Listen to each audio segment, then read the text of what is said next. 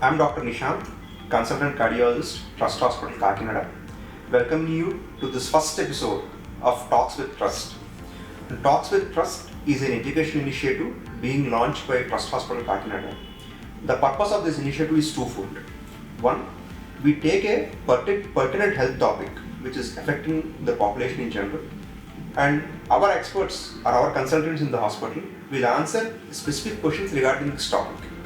The format of this program will be in two ways. One, the first round of questions to the consultants will be for the sake of general public.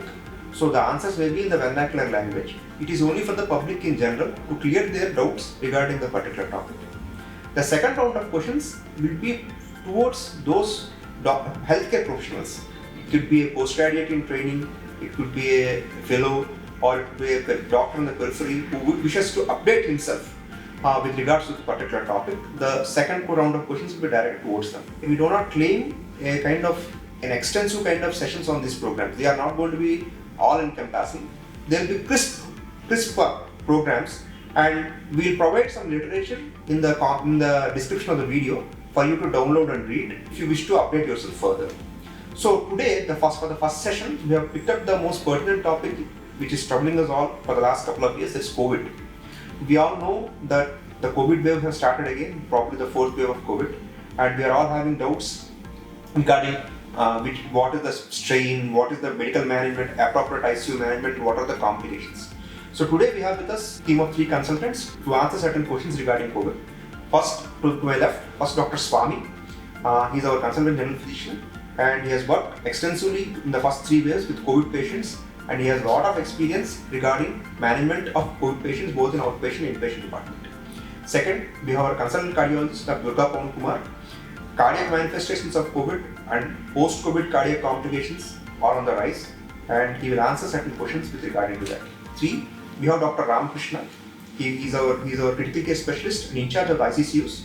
He has worked extensively in the last 2 waves, especially in the second wave, managing COVID patients in ICU, also in the post-op regular COVID patients, and he will answer certain questions with regards to ICCU. So the first round of questions I'll start. These are for the general public. So the answers will be in vernacular language for the sake of people in general. So first I'll start with Dr. Swami.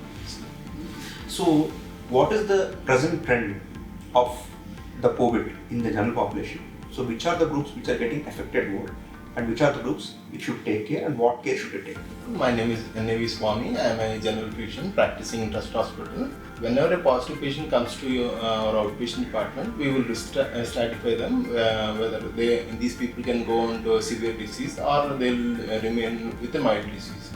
Patients who are in high risk group, like who are elders, like age of greater than 65, who are having chronic illnesses of liver, lungs and heart, and patients with diabetes, patients with hypertension, patients who are immunocompromised, patients who are on steroids for some other diseases. We will stratify them, and patients who are at higher risk, generally we will do a molecular RT-PCR. We will divide them into whether it is an Omicron variant or other form of variants like Delta and Delta plus variants. Based on that, we will take a call. Patients who are at higher risk and who are like Delta positive or Delta plus positive, generally we are asking them to take monoclonal antibodies, or in case if they are not affordable, early remdesivir for a 3-day course is also being used, which want to be equally effective as monoclonal antibodies. And people who are at very low risk and who are young without any comorbidities, generally we are treating them symptomatically. So my next question will go to Dr. Ramakrishna. So if a patient is a COVID patient who is isolated at home, who is staying at home with his family, so when would you advise his family members to bring him to the hospital? So what would be the earliest signs which they should pick up in bringing the patient to the hospital, and what was your experience over the last 2 years with these kind of patients? అందరికీ నమస్కారం. నేను doctor Ramakrishna, intensivist, trust hospitals Kakinada.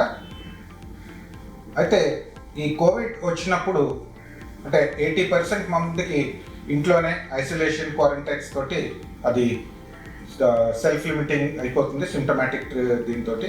And doctor స్వామి చెప్పినట్టు mild to moderate patients treatment అది అయితే ఎప్పుడు ఇమీడియట్గా 24/7 అలర్ట్గా ఉండి ఎమర్జెన్సీగా హాస్పిటల్కి తీసుకురావాల్సిన అవసరం ఎప్పుడు పడుతుందంటే పేషెంట్ కొంచెం ఆల్టర్డ్ సెన్సరీ అది అయినప్పుడు, లేకపోతే కళ్ళు తిరిగినట్టు అది ఉండడం, లేదంటే ఛాతీలో నొప్పి, తర్వాత ఛాతీలోని కొంచెం ప్రెషర్ ఫీల్ అవుతున్నట్టు, కొంచెం బరువుగా అది అనిపించడము, చెస్ట్ పెయిన్, ఆయాసంగా ఉండడము.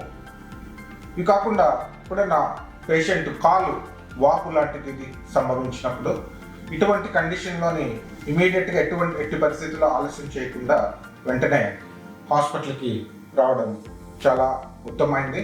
ఎందుకంటే ముఖ్యంగా ఈ సివియర్ కోవిడ్ అంటే 80% మందికి మైల్డ్ ఉంటుంది, 15% ముఖ్యంగా ఎల్డర్లీ ఇండివిజువల్, 5% సివియర్ కోవిడ్ ఇప్పుడు నేను చెప్పిన కండిషన్స్ వచ్చే అవకాశం ఉంటుంది.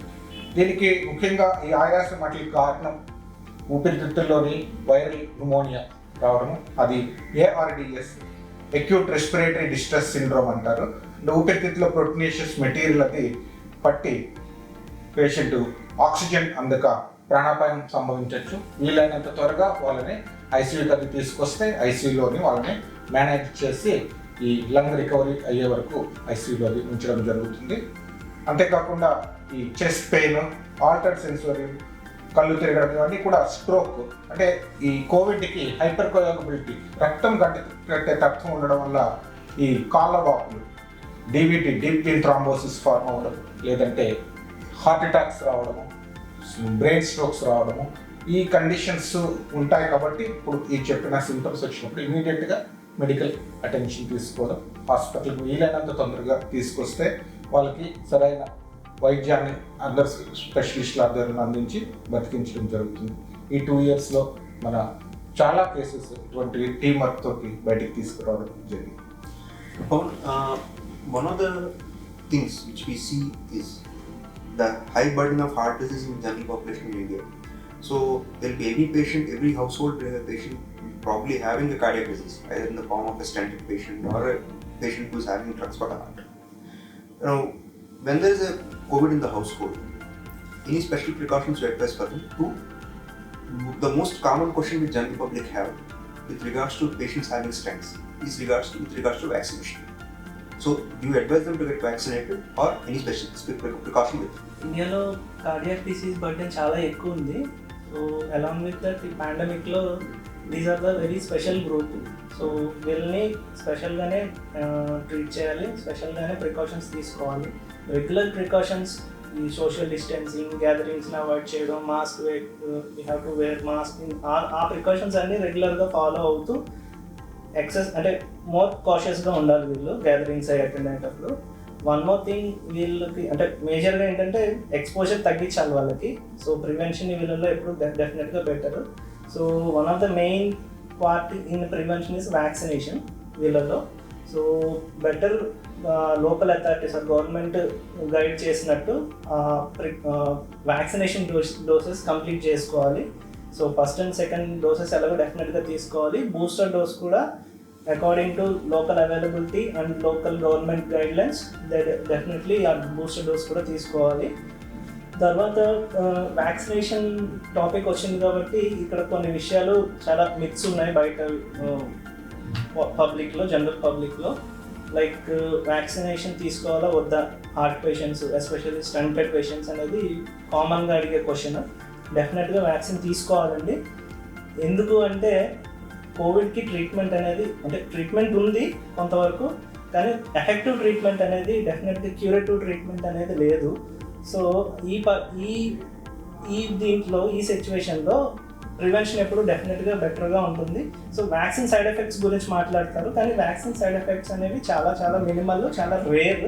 దాని గురించి ఎక్కువ కన్సర్న్ అవ్వకుండా కోవిడ్తోనే మనకి ఎక్కువ రిస్క్ ఉంటుంది కాబట్టి డెఫినెట్గా వ్యాక్సిన్ అనేది తీసుకోవాలి. ఈవెన్ హార్ట్ పేషెంట్స్, ఎలాంటి హార్ట్ కండిషన్ అయినా సరే, నేను మళ్ళీ చెప్తున్నాను, ఏ హార్ట్ కండిషన్ అయినా ఎక్సెప్షన్ ఏం లేదు. ఈవెన్ పుట్టుకతో వచ్చే హార్ట్ కండిషన్స్ అవ్వచ్చు, ఈవెన్ తర్వాత స్టంటింగ్స్, బైపాస్ సర్జరీలు అవ్వచ్చు, ఎలాంటి హార్ట్ కండిషన్ అయినా డెఫినెట్గా వ్యాక్సినేషన్ తీసుకోవాలి. నెక్స్ట్ క్వశ్చన్, ఏ వ్యాక్సినేషన్ అనేది? ఏ వ్యాక్సిన్ అయినా ఇండియాలో యూజువల్గా మూడు వ్యాక్సిన్ టైప్స్ అవైలబుల్. షీల్డ్ కానీ, కోవాక్సిన్ కానీ, స్పుత్నిక్ ఏదైనా తీసుకోవచ్చు. ఏది అవైలబుల్గా ఉంటే, ఏదైతే మనకి ఈజీలీ యాక్సెసిబుల్ ఉందో ఆ వ్యాక్సిన్ తీసుకోవచ్చు. తర్వాత మెడికేషన్స్ ఏమైనా స్టాప్ చేయాలా అనేది నెక్స్ట్ క్వశ్చన్. సో డెఫినెట్గా మెడికేషన్స్ ఏవి స్టాప్ చేయాల్సిన అవసరం లేదు. ఒకటి అంటే అందరూ కన్సర్న్ అయ్యేది ఏంటంటే, ఇంజెక్షన్ తీసుకుంటాం కదా, అక్కడ బ్లీడింగ్ అవుతుందా, ఎసిట్రామ్ అని కొన్ని బ్లడ్ థిన్నర్స్ ఆల్రెడీ వాడుతుంటారు హార్ట్ పేషెంట్స్. సో వాళ్ళల్లో ఏంటి అంటే, ఒకటే బ్లీడింగ్ అనేది ఇది చాలా స్మాల్ ఇంజెక్షన్ అండి, వెరీ 0.5 ml ఇస్తారు, వెరీ స్మాల్ బోర్ నీడిల్తోనే ఇస్తారు, కాబట్టి అది పెద్ద ఇష్యూ ఏం కాదు. ఇన్ కేసు అంత ఎసిట్రామ్తో మీద ఉన్నప్పుడు అక్కడ కాసేపు హోల్డ్ చేసి పట్టుకుంటే సరిపోతుంది. తర్వాత హార్ట్ మెడికేషన్స్ ఏవి ఆపాల్సిన అవసరం లేదు వ్యాక్సినేషన్ డ్యూరింగ్ వ్యాక్సినేషన్ కూడా. ఈవెన్ యాంటీప్లేట్లెట్స్ అని, బ్లడ్ థిన్నర్స్ కానీ ఏవి ఆపాల్సిన అవసరం లేదు, అన్లెస్ స్పెసిఫికల్లీ కార్డియాలజిస్ట్ అని ఇండికేట్ చేస్తే తప్ప అవేమీ ఆపాల్సిన అవసరం లేదు. తర్వాత వీళ్ళల్లో ఏంటంటే, any change in symptomatic status, అది వ్యాక్సిన్ గురించి. ఇంకో one more important thing is, symptom status change అయితే మాత్రం డెఫినెట్గా వాళ్ళు కన్సర్న్డ్ కార్డియాలజిస్ట్ కానీ, ఫిజిషియన్ కానీ డెఫినెట్గా కన్సల్ట్ చేయాలి. ఈవెన్ కోవిడ్ లేకపోయినా సరే, ఈవెన్ ఇంట్లో ఉన్నప్పుడు ఐసోలేట్ అయ్యి ఉంటారు కాబట్టి, అది మూమెంట్ అవి సరిగ్గా తక్కువగా ఉన్నాయి కాబట్టి వీళ్ళకి బయటకి యాక్సెస్ అవి. సిమ్టమ్స్ చేంజ్ ఉన్నప్పుడు మాత్రం డెఫినెట్గా యాక్సెస్ అవ్వాలి, ఇదర్ ఫిజిషియన్ కానీ, కార్డియాలజిస్ట్ని కానీ. So it may indicates Covid infection అవ్వచ్చు, అది లేదు అంటే worsening of their cardiac condition కూడా అవ్వచ్చు. సో ఏది ఏంటి అన్నది కరస్పాండింగ్ ఫిజిషియన్ని, కార్డియాలజిస్ట్ కన్సల్ట్ చేసి అకార్డింగ్గా ట్రీట్ చేయాలి వాళ్ళని. So one more thing is online consultation. ఈ పాండమిక్లో కన్సల్టేషన్స్ అవి ఇన్ హాస్పిటల్ అవ్వడం కష్టం అవుతుంది కాబట్టి ఆన్లైన్ కన్సల్టేషన్ యాక్సెస్ ఉంటే వాళ్ళ ఫాలో అప్ అయ్యే కార్డియాలజిస్ట్ ఆన్లైన్ కన్సల్టేషన్ అయ్యే యాక్సెస్లు అవి మనం ఉంచుకుంటే డెఫినెట్గా అవి బెటర్గా ఉంటాయి ఇలాంటి pandemic situation. Swami, suppose such a huge population in India, definitely COVID patients will be meeting primary care physicians, healthcare PHC workers, or they will be meeting general practitioners who are in the periphery. If somebody is a general practitioner in the periphery who has to see a COVID patient, no, he doesn't have the backup of all the investigations or whatever it is. So how do you advise them, one, to stratify the patient, two, give an OP treatment, three, when do you advise them to refer? As I told you earlier, risk stratification. Patients who are at high risk, they should be followed up with their physician on regular basis throughout this 10 days. At least they should see them on day 3 and day 6 also.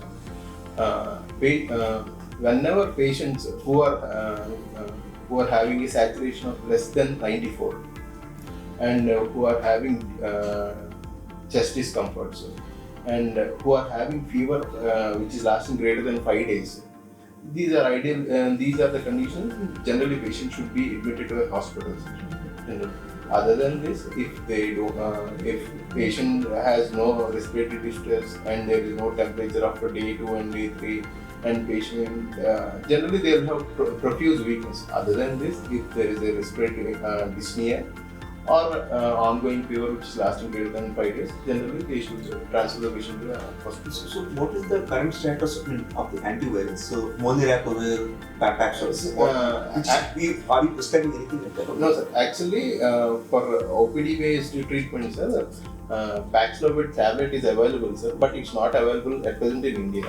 Actually it was the first thing now being used all over the world wherever it's available. It is ritonavir and nimritavir combination drug. It should be started within 5 days of symptom onset. It should be taken for 5 days, but that is not available in India. The next best thing you can do is, if patient is in a very high risk group, you can give him remdesivir for 3 days if they accept it. Other than this, if you don't have the availability of this Paxlovid tablet which I described earlier and this remdesivir also, generally for people who are greater than 18 years of age, you can try molnupiravir and ciprofloxacin. But below 30 years without any comorbids, generally you treat them symptomatically. Paracetamol, pain relieving medications, hydration is quite important. Peripheral ICU teams, a lot of ICUs in peripheries, they are shared the burden of the COVID. And so for people who are working as intensivists there or anesthesists, what are the do's and don'ts that you advise when managing COVID patients, and what are the best practices which will ensure a good recovery of the patient from ICU? How would you advise an intensivist working in the periphery, where he may not have the kind of specialty access which a tertiary center intensivist has? Especially these acute lung injuries or ARDS kind of patients, because of this viral COVID pneumonias, we have to give them different kinds of oxygenation supports, like different ventures with graded oxygen support and BiPAP missions with non-invasive ventilation. Initially, we will try if patient is not able to maintain saturations with our regular breathing. After that, high frequency ventilation, which is available nowadays, is in COVID times, it's available in most of the hospitals. High frequency flow ventilation. After that only, we have to go for invasive ventilation, complete intubation and support.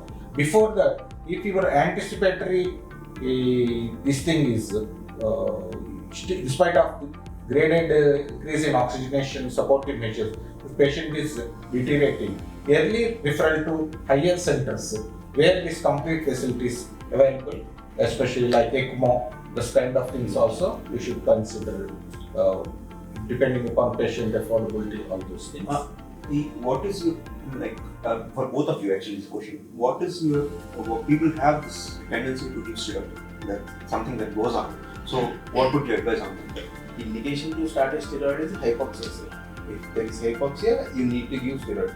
That too, very small dose of dexamethasone, 6 milligrams once a day. That's enough, sir. No need to give lot dose of steroid. No. Patients who are on low flow oxygen, you start dexamethasone 6 mg once daily with remdesivir, and you start prophylactic anticoagulation. Patients who are having worsening breathlessness, even on these two drugs, within 48 hours, you need to go on to give them tocilizumab or baricitinib. So then you need to watch them. So your experience with prone ventilation, having prone ventilated, and how our patients come out of it? Yeah, prone ventilation is previously in initial studies that patient is resistant to this invasive ventilation with high PEEP supports and 100% oxygenation. People are go for prone ventilation initially, but recent literature suggests there is no much difference in outcomes between prone ventilation. So you can actually treat them in the normal. Yeah. The problem with prone ventilation, especially in kind of ICUs, is the central line access, patient accidental extubation of ET tube. All these things are constraints to good nursing care, is one of the big issues in prone ventilation. So, but the recent prone ventilation is not much useful. Regarding steroids also, as Swami said, there is a clear-cut indication. If it is indicated, it's better to start early. If without indication, without hypoxemia, should not start steroids. That's one of the big issues. And what dose is also very, very important. As Swami said, 6 milligrams dexamethasone or equivalent we should use. The high dose steroids, especially in diabetics with poor glycemic controls, all these leads to this weak or fungal complications of these things. We have seen an increase in the trend of, my speaking with the younger patients coming in with COVID illness. So what is your usual protocol with regards to hypertrophic states in post-COVID patients, especially cardiac patients? In acute COVID, definitely prophylactically the physicians definitely start anticoagulation. So in the patients, they will screen for D-dimer frequently in hospital. So depending on the inflammatory parameters, inflammatory markers and D-dimer levels, physicians will start the anticoagulation. One thing is, patients who are on stented previously, better we have to downgrade the antiplatelet and usually single antiplatelet. Usually they are on dual antiplatelet, so we have to downgrade the antiplatelet to single antiplatelet and then start the anticoagulation. Prophylactic anticoagulation. Oral anticoagulation is fair enough. Sometimes we can give injectable also. So after that, high risk patients, that is obese patients, like any cardiac patients, then we have to continue the anticoagulation. There is no strict guidelines for continuing the anticoagulation. If the inflammatory markers are persistently elevated, we will continue the anticoagulation for 1 month. After that, we will check. Depending on the inflammatory status, we will continue the anticoagulation, oral anticoagulation. So we have seen MIs, younger patients who are having COVID. So in peripheral setting, a peripheral physician who is managing a COVID case, he develops a myocardial infarction. So how do you advise him to proceed? So because as we all know, MI, the time gap to the treatment always makes a lot of difference. So what would you advise a peripheral physician with regards to MI management in COVID? In the COVID patients, detection of MI is very important. So any symptomatic change, that is a patient who is stable or who is in the class 2 or class 3 suddenly deteriorating, suddenly developing hypoxia, suddenly developing hypotension, suddenly becoming more breathless compared to previously, needs more oxygenation or more support for the ventilation, then you have to suspect acute MIs. So detection is very important. And one more thing in these patients is pulmonary embolism. Those things should be in the background before proceeding to the aggressive treatments.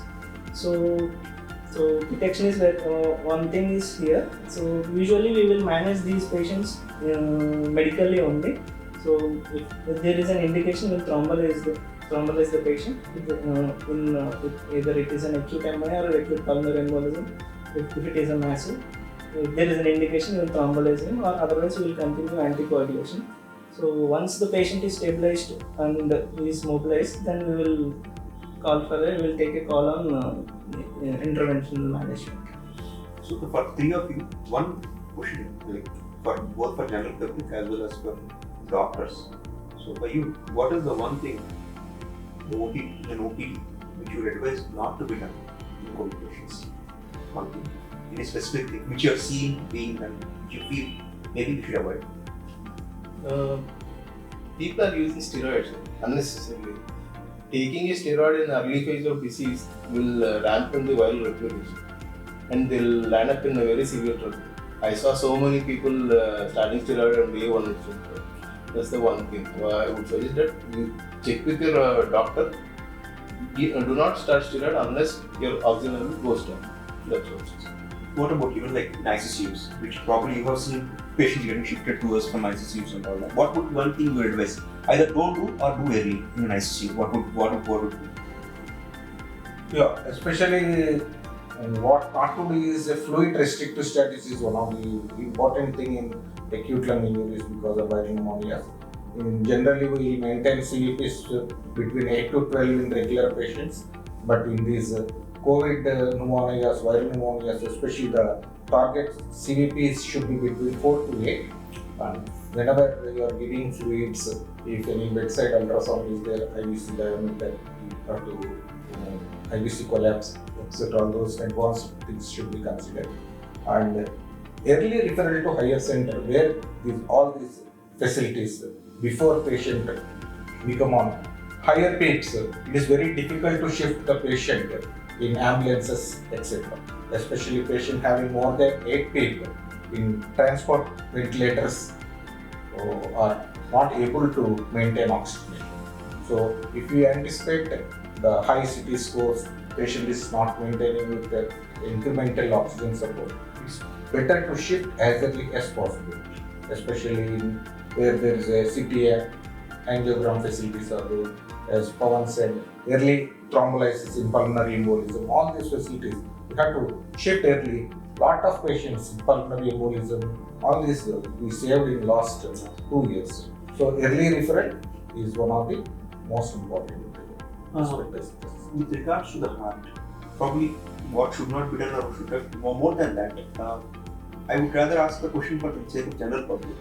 Most of the cardiac patients, they always have a panic once COVID strikes. Is it really required? Or, what I'm trying to ask is it necessary that every patient with COVID will develop a cardiac complication? Is that kind of phobia and fear required? Because there is always a knee-jerk reaction. As Swami said, anticoagulation started for everybody. Is it really required like that, or should we have a phase more kind of regulatory approach? So many celebrities died. So this is a very big thing. Actually అంటే Covid డైరెక్ట్గా హార్ట్ని effect చేస్తుంది, అంటే ఎంఐని cause చేస్తుంది అనే major thing అయితే evidence అయితే అంటే acute సిచ్యువేషన్లో ఉంది, కానీ లాంగ్ టర్మ్ కోవిడ్లో చేస్తుంది అని మేజర్ ఎవిడెన్స్ అయితే లేవండి యాజ్ ఆఫ్ నౌ. దాని గురించి ఎక్కువ ప్యానిక్ అవ్వాల్సిన అవసరం లేదు. సో ఏదైతే మనం చూస్తున్నామో అవి సో దానికి చాలా కారణాలు ఉంటాయండి. ఒకటి కోవిడ్ ఒకటే కారణం కాకపోవచ్చు. సో కానీ అంటే ఇప్పుడున్న మీడియా ఈ హైప్ వల్ల you're attributing it to the as a manifestation of COVID or complication of COVID. So దాని గురించి ప్యానిక్ అవ్వాల్సిన అవసరం లేదు. COVID can cause acute MIs or pulmonary embolism in acute setting. కానీ లాంగ్ కోవిడ్లో ఇది అంటే ఎంఐస్ వస్తాయి అనేది as of now it's hypothetical అండి. సో కొన్ని థియరీస్ ఉన్నాయి కాజ్ చేస్తాయని, కానీ ఇట్స్ నాట్ ఎట్ ప్రూవెన్ ఈ కాజ్ దీనివల్ల ఇది లాంగ్ టర్మ్లో ఎంఐ వస్తుంది అని చెప్పడం అనేది. కానీ డెఫినెట్గా కార్డియాక్ పేషెంట్కి మాత్రం డెఫినెట్గా యాంటీకోయాగులేషన్ ఇండికేషన్ ఉంటే మాత్రం వాడాలి. రొటీన్గా యాంటీకోయాగులేషన్ అవసరం లేదు జనరల్ పబ్లిక్కి who are at lower risk, that is అంటే ఓపీ బేస్లో ట్రీట్ అయ్యి ఇంటి దగ్గర ఐసోలేట్ అయిన వాళ్ళు డెఫినెట్గా యూజువల్గా మొబైల్ పేషెంట్స్లో డెఫినెట్గా యాంటీకోయాగులేషన్ అయితే అవసరం లేదు. సో లాంగ్ టర్మ్లో వాళ్ళకి హార్ట్ ఇష్యూస్ వస్తున్నాయి అనేది కొంత రీసెర్చ్ జరగాలి దీంట్లో ఈ ఏరియాలో. సో కాబట్టి కొన్ని యానెక్డోట్ అంటే ఐసోలేటెడ్ ఇన్సిడెంట్స్ ఉన్నాయి కాబట్టి డెఫినెట్గా కార్డియాలజిస్ట్ చెకప్లో ఉంటే ఫాలోఅప్లో ఉన్న ఫస్ట్ 1 year దెన్ కొన్ని ప్రిలిమినరీ టెస్ట్లు అవి చేస్తారు. మనం రిస్క్ కేటగిరీలో ఉంటే కనుక డెఫినెట్గా అకార్డింగ్లీ వాళ్ళని ట్రీట్ చేయవచ్చు. So thank you all for sparing your time. So this is our first video and we came to the end of this video. So I request the people to watching this to put your comments to the channel. If you have any specific questions, we try to answer them in the channel itself. We'll be coming up with more videos in these topics, and if you have any specific topics which you want us to discuss on, please place them in the comment section. So thank you all.